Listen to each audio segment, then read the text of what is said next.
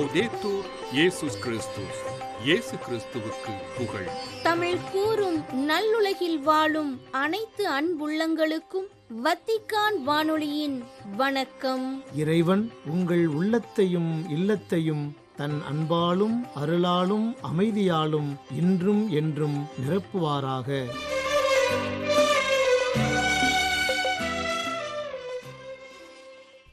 அன்பு நேயர்களே, வத்திக்கான் வானொலி இன்று உங்களுக்கு வழங்கும் நிகழ்ச்சிகள் ஞாயிறு மறைவுரை சிந்தனை மற்றும் செய்திகள்.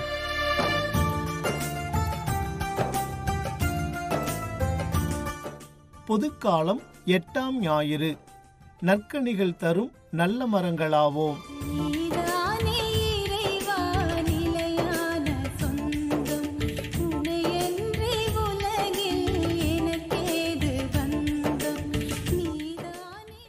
அன்பர்களே, பொதுக்காலத்தின் 8ஆம் ஞாயிறை இன்று நாம் சிறப்பிக்கின்றோம். இன்றைய வாசகங்கள் நம்மிடம் துலங்கும் வெளிவேடத்தை போக்கவும் நற்கனிகள் தரும் நல்மரங்களாக வாழவும் நமக்கு அழைப்பு விடுக்கின்றன. சலிக்கின்ற போது சல்லடையில் உமி தங்கிவிடுகின்றது. அவ்வாறே மனிதரின் பேச்சில் மாசுபடிந்து விடுகின்றது. குயவரின் கலன்களை சூளை பரிசோதிக்கின்றது. மனிதரை உரையாடல் பரிசோதிக்கின்றது. கனி மரத்தின் கண்காணிப்பை காட்டுகின்றது. சொல் மனிதரின் உள்ள பண்பாட்டை காட்டுகின்றது. ஒருவர் பேசுவதற்கு முன்பே அவரை புகழாதே, பேச்சை கொண்டே அவரை அறிந்து கொள்ளலாம் என்று கூறுகிறது இன்றைய முதல் வாசகம். அகப்பார்வையை விட புறப்பார்வையே மிகவும் சிறந்தது என்று இவ்வுலகம் கருதுகிறது. இது அகத்தூய்மையை விட புறத்தூய்மைக்குத்தான் இட்டுச் செல்லும். ஆன்மீகத்தை பொறுத்த மட்டில் அகப்பார்வையே சிறந்தது மற்றும் உண்மையானது. ஆனால் புறப்பார்வை என்பது போலியானது மற்றும் உண்மைத்தன்மையற்றது. இதுதான் மனிதர்களிடத்தில் வெளிவேடம் என்னும் போலி வாழ்க்கையை தோற்றுவிக்கின்றது. பார்த்தால் ஒன்று, பார்க்கவில்லை என்றால் ஒன்று என மனிதர்களை இரட்டை வேடம் அணிய தூண்டுகிறது. ஒருவரை போலியாக புகழ்வது, வெளித்தோற்றத்தை வைத்து ஒருவரை எடை போடுவது, தவறு செய்யும் ஒருவருடன் இணங்கி போவது, தவறு செய்துவிட்டு குற்ற உணர்வின்றி வாழ்வது, எல்லாவற்றிலும் சுயநலமுடன் செயல்படுவது, மற்றவர்களின் துன்ப துயரங்களால் பாதிக்கப்படாமல் இருப்பது ஆகிய வெளிவேடத்திற்குரிய பண்புகளை இது உருவாக்குகின்றது. இத்தகைய பண்புகளை தன்னகத்தே கொண்டோர் நற்கனி கொடுக்கும் மரங்களாக இருக்க மாட்டார்கள்.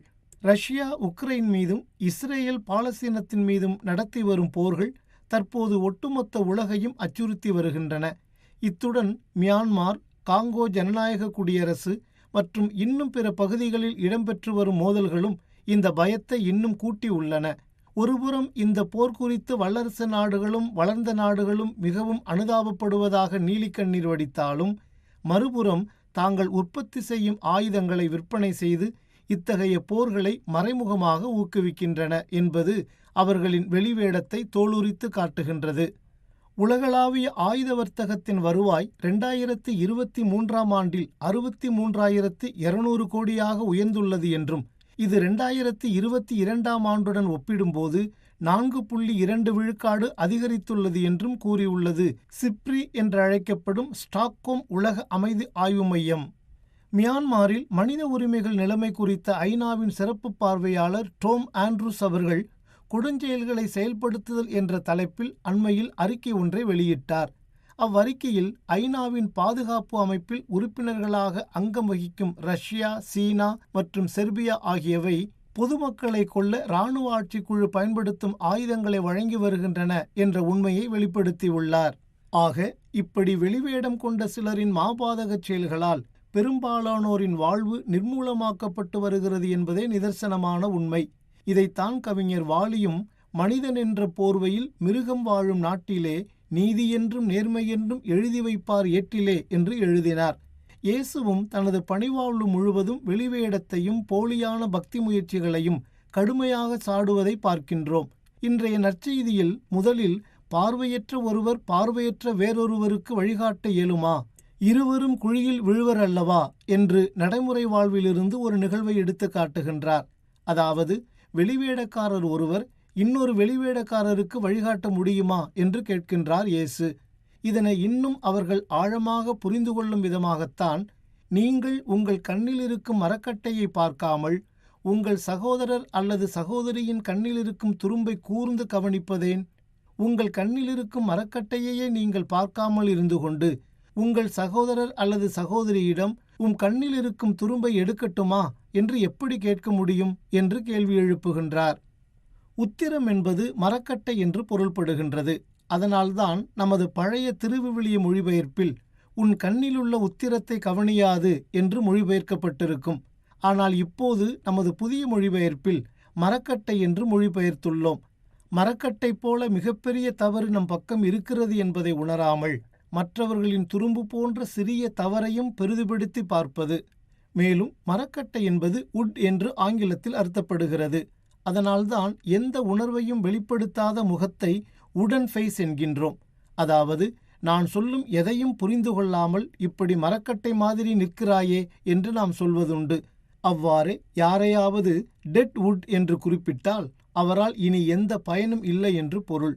நிறுவனங்களில் உயரதிகாரிகள் தனக்கு கீழ் பணியாற்றும் சிலரை டெட் வுட் என்று மதிப்பீடு செய்வதுண்டு. இதனை இன்னும் சில எடுத்துக்காட்டுகள் கொண்டு நாம் புரிந்து கொள்வோம். Not out of the woods என்றால் இன்னும் ஆபத்திலிருந்து அல்லது சிக்கலிலிருந்து வெளியேறவில்லை என்று பொருள். The patient is not out of the woods என்றால் அவர் இன்னமும் அவசர சிகிச்சை பிரிவிலிருந்து வெளிவரவில்லை என்று அர்த்தம். மேலும் the country's economy is not out of the woods என்றால் அந்த நாட்டின் பொருளாதாரம் இன்னும் நெருக்கடியில்தான் இருக்கின்றது என்று பொருள். இப்போது இயேசு கூறும் மரக்கட்டை என்ற வார்த்தையை இங்கு பொருத்தி பார்த்தால் நமக்கு உண்மை புரியும். ஆக இயேசு கூறுவது போன்று இந்த மரக்கட்டை என்பது வெளிவேடம் என்பதை நாம் உணர்ந்து கொண்டால் அதனை ஏன் நாம் அகற்ற வேண்டும் என்ற உண்மையையும் நாம் உணர்ந்து கொள்வோம். அதனால்தான் முதலாவது பகுதியின் இறுதி அறிவுரையில் வெளிவேடக்காரரே, முதலில் உங்கள் கண்ணில் இருக்கும் மரக்கட்டை எடுத்து எறியுங்கள், அதன்பின் உங்கள் சகோதரர் அல்லது சகோதரியின் கண்ணில் இருக்கும் துரும்பை எடுக்க உங்களுக்கு தெளிவாய் கண்தெரியும் என்று மொழிகின்றார் இயேசு.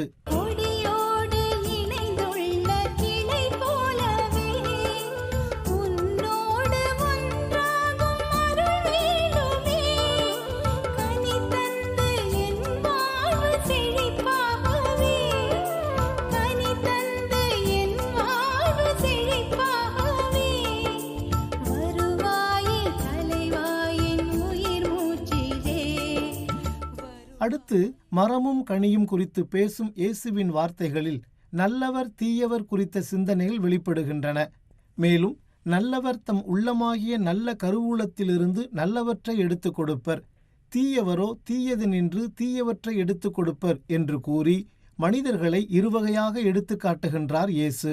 மேலும் ஒவ்வொரு மரத்தின் கனியை கொண்டே அம்மரத்தின் தன்மையை அறிந்து கொள்வது போல மனிதரின் வாயிலிருந்து வரும் சொற்களை கொண்டே அவரின் தன்மையை நாம் அறிந்து கொள்ள முடியும் என்பதை விளக்கும் விதமாக உள்ளத்தின் நிறைவையே வாய் பேசும் என்ற ஒற்றை வரியில் ஒவ்வொரு மனிதரின் அகத்தையும் புறத்தையும் படம் பிடித்து காட்டிவிடுகிறார் இயேசு. மனத்துக்கண் மாசிலன் ஆதல் அனைத்து அரண் ஆகுல நீரபிற என்ற குறளில் மனம் தூய்மையாக இருப்பதே அறம், மற்றவை ஆறாவரத்தை தவிர வேறொன்றுமில்லை என்கின்றார் வள்ளுவர்.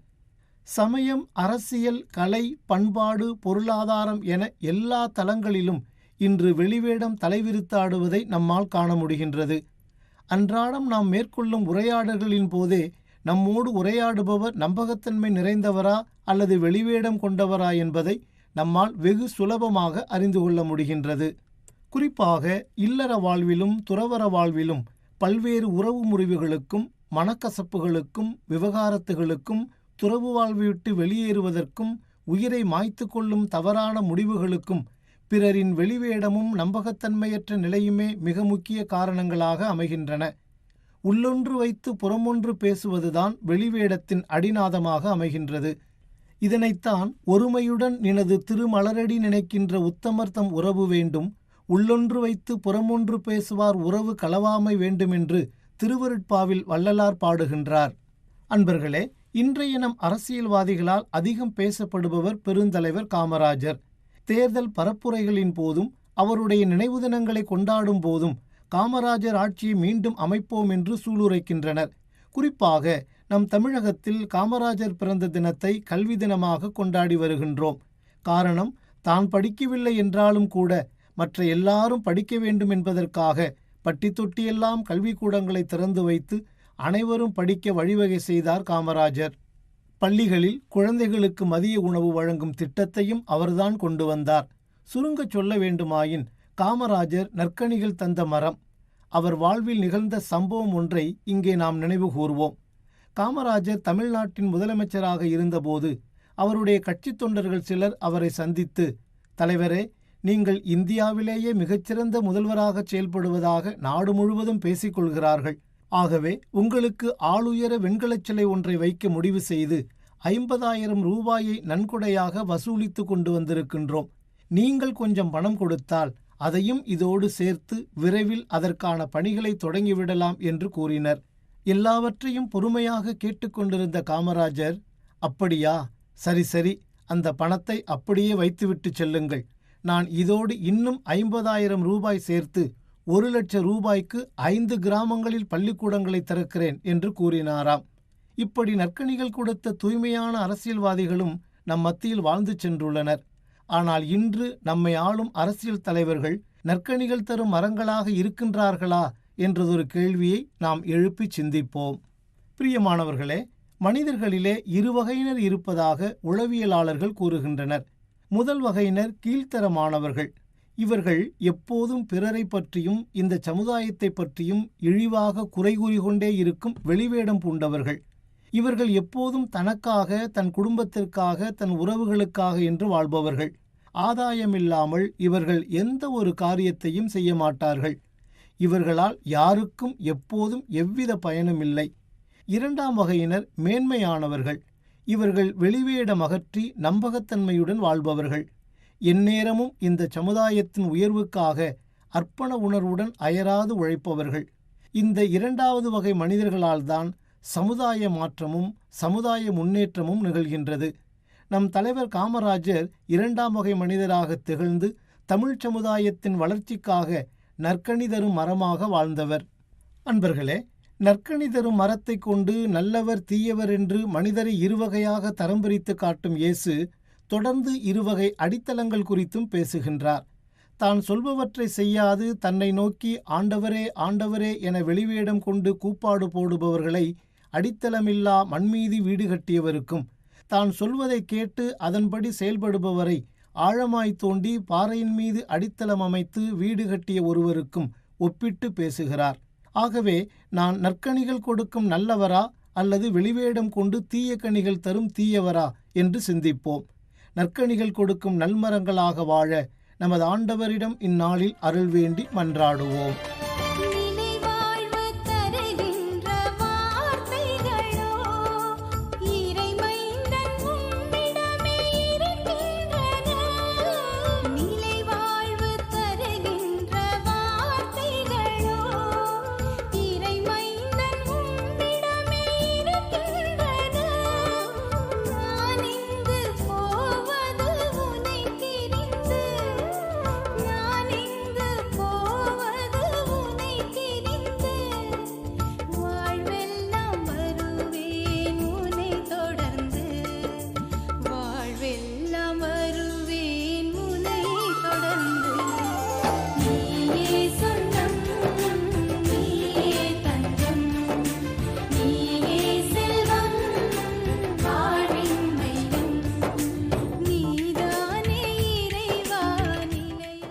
நற்கனிகள் தரும் நல்ல மரங்களாவோம் என்ற தலைப்பில் இன்றைய ஞாயிறு சிந்தனையை உங்களுக்கு வழங்கியது வத்திக்கான் வானொலி.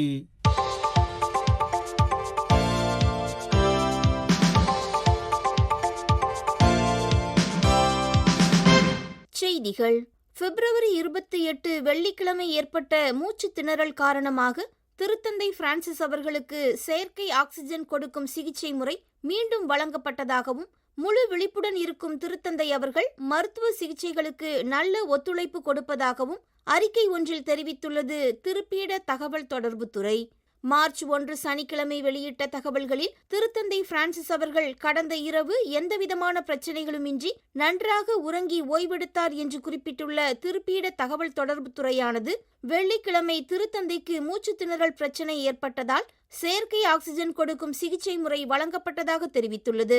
பிப்ரவரி 28 வெள்ளிக்கிழமை காலையில் உடல் இயக்க பயிற்சி முறைகள், மருத்துவமனை சிற்றாலயத்தில் ஜெபம் என தனது நாளை துவங்கிய திருத்தந்தை அவர்களுக்கு பிற்பகலில் மூச்சு திணறல் பிரச்சனை ஏற்பட்டுள்ளது. வாந்தி மற்றும் சுவாச காற்றை உள்ளிழுப்பதில் திணறல் ஏற்பட்டதால் செயற்கை சுவாசம் வழங்கப்பட்டு மருத்துவர்களால் தொடர்ந்து கண்காணிக்கப்பட்டு வருகிறார். வடக்கு இந்தியாவின் ராஜஸ்தானில் உள்ள அஜ்மீர் மறைமாவட்டத்திற்கு புதிய ஆயராக அருள்பணி ஜான் கர்வாலோ அவர்களை நியமித்துள்ளார் திருத்தந்தை பிரான்சிஸ். மார்ச் 1 சனிக்கிழமை வெளியிடப்பட்ட தகவல்களின்படி அஜ்மீர் மறைமாவட்டத்தைச் சார்ந்தவரும் புனித பவுல் பள்ளியின் முதல்வருமான அருள்பணி ஜான் கர்வாலோ அவர்களை அஜ்மீர் மறைமாவட்ட ஆயராக நியமித்துள்ளார் திருத்தந்தை பிரான்சிஸ். 1969 ஆண்டு ஏப்ரல் 10 அன்று உடுப்பி மறைமாவட்டத்தில் உள்ள மார்கோலியில் பிறந்தவர் புதிய ஆயர் ஜான் கர்வாலோ. மும்பையில் உள்ள புனித சேவியர் கல்லூரியில் இளங்கலை பட்டமும் நிர்மலா நிகேதனில் சமூக பணியில் முதுகலை பட்டமும் பெற்றவர். 1996 ஆண்டு மே 13 அன்று குருத்துவ அருள்பொழிவு பெற்ற ஆயர் அவர்கள் பங்குத்தந்தை, உதவி பங்குத்தந்தை, பள்ளி கல்லூரிகளின் முதல்வர், மறைமாவட்ட சமூக பணிக்குழுக்களின் பொறுப்பாளர் என பல்வேறு பொறுப்புகளை சீரும் சிறப்புமாக ஆற்றியவர். எதிர்நோக்கில் நிலைத்திருக்கவும் நமது குடும்பங்களில் அதனை வளர்க்கவும் வாழ்வில் சோர்வடைந்து இருப்பவர்களுடன் பகிர்ந்து கொள்ளவும் நாம் அழைக்கப்படுகின்றோம் என்றும் இறை வார்த்தை நம்மை எதிர்நோக்கின் திருப்பயணத்தில் வழிநடத்துகின்றது என்றும் கூறினார் பேரருள் திரு கிளவுதியோ ஜூலியோ தொரி. அருள்பணி அகோஸ்தினோ ஜெமெல்லி அவர்களால் துவக்கப்பட்ட திரு இருதய பல்கலைக்கழகம் தொடங்கப்பட்டதன் யூபிலி ஆண்டை முன்னிட்டு வத்திக்கான் தூய பேதுரு பெருங்கோவிலில் மார்ச் 1 சனிக்கிழமை காலை திருப்பலி நிறைவேற்றி மறையுரை வழங்கிய போது இவ்வாறு எடுத்துரைத்தார் பேரருள் திரு கிளவுதியோ ஜூலியோ தொரி. ஜெமெல்லி திரு இருதய பல்கலைக்கழகத்தின் திரு அவைசார் பொது உதவியாளரான பேரருள் திரு கிளவுதியோ ஜூலியோ தொரி அவர்கள் சிறு பிள்ளைகளுக்கு ஆசி வழங்குதல் என்ற மார்க்கு நற்செய்தியின் இன்றைய நாள் வாசகத்தை குறித்து எடுத்துரைத்து, எதிர்நோக்கு சிறு பிள்ளைகளின் முகத்தை கொண்டுள்ளது, அவர்களது மென்மையால் ஊட்டம் பெறுகின்றது என்றும் கூறினார். உண்மையான நலவாழ்வு இதயத்திலிருந்து உருவாகிறது, உண்மையான மகிழ்ச்சியை உருவாக்குகிறது என்றும் குழந்தைகளுக்குரிய எளிமை மற்றும் தன்னிச்சையான தன்மைக்கு திரும்புவதன் வழியாக அதனை நாம் அனுபவிக்க முடியும் என்றும் எடுத்துரைத்தார் பேரருள் திரு கிளவுதியோ. உடல் நோய், வறுமை மற்றும் போரினால் துன்புறுபவர்களுக்காக ஜெபிக்கும் இதயம் கொண்ட திருத்தந்தை பிரான்சிஸ் அவர்களின் உடல் நலத்திற்காக ஜெபிப்போம் என்று திருத்தந்தைக்காக ஏறெடுத்த ஜெபமாலையின் துவக்கத்தில் கூறினார் கர்தினால் விக்டர் பெர்னாண்டஸ். பிப்ரவரி 14 வெள்ளிக்கிழமை முதல் மருத்துவமனையில் தொடர் சிகிச்சையில் இருக்கும் திருத்தந்தை பிரான்சிஸ் அவர்களுக்காக சிறப்பு ஜெபமாலையானது 5வது நாளாக பிப்ரவரி 28 வெள்ளிக்கிழமை ரோம் உள்ளூர் நேரம் இரவு 9 மணியளவில் வத்திக்கான் வளாகத்தில் நடைபெற்றது. இச்சிறப்பு ஜெபமாலையின் துவக்கத்தில் இவ்வாறு எடுத்துரைத்து திருத்தந்தை பிரான்சிஸ் அவர்கள் விரைவில் குணமடைய ஜெபிக்கும்படி வத்திக்கான் வளாகத்தில் கூடியிருந்த மக்களுக்கு எடுத்துரைத்தார். இஜெபமாலைக்கு தலைமையேற்று வழிநடத்திய விசுவாச கோட்பாடுகளுக்கான திருப்பீடத்துறையின் தலைவர் கர்தினால் விக்டர் பெர்னாண்டஸ். ஹெய்ட்டியில் அமைதி, நிலைத்த தன்மை மற்றும் நிதி உதவி மிகவும் தேவை என்றும் 5 லட்சத்திற்கும் அதிகமான குழந்தைகள் பள்ளி செல்லும் வாய்ப்பை பெறவில்லை என்றும் யூனிசெஃப் அமைப்பு தனது அறிக்கை ஒன்றில் தெரிவித்துள்ளது. மார்ச் 1 சனிக்கிழமை வெளியிட்ட அறிக்கையில் இவ்வாறு குறிப்பிட்டுள்ள யூனிசெஃப் அமைப்பானது குழந்தைகள் பள்ளி செல்ல இயலாமல் இருப்பது ஆயுதம் ஏந்திய குழுக்களின் அதிகரிப்பினால் அல்ல, மாறாக நன்கொடையாளர்களின் பற்றாக்குறையினால் என்றும் குறிப்பிட்டுள்ளது. கடந்த 2024 ஆண்டில் 284 பள்ளிகள் அளிக்கப்பட்ட நிலையில் கல்வியின் மீதான இடைவிடாத தாக்குதல்கள் அதிகரித்து வருகின்றன என்றும், இவ்வாண்டு ஜனவரி மாதத்தில் மட்டும் ஹெய்ட்டியின் தலைநகரில் 47 பள்ளிகள் அளிக்கப்பட்டுள்ளதால் லட்சக்கணக்கான குழந்தைகள் கல்வி கற்க இடமில்லாமல் தவிக்கின்றனர் என்றும் குறிப்பிட்டுள்ளது. நேயர்களே, இத்துடன் வத்திக்கான் வானொலியின் தமிழ் ஒலிபரப்பு நிறைவு பெறுகின்றது. தொடர்வது அதன் மலையாள நிகழ்ச்சிகள். உங்களது ஆர்வமுள்ள செவிமடுத்தலுக்கு நன்றி. வணக்கம்.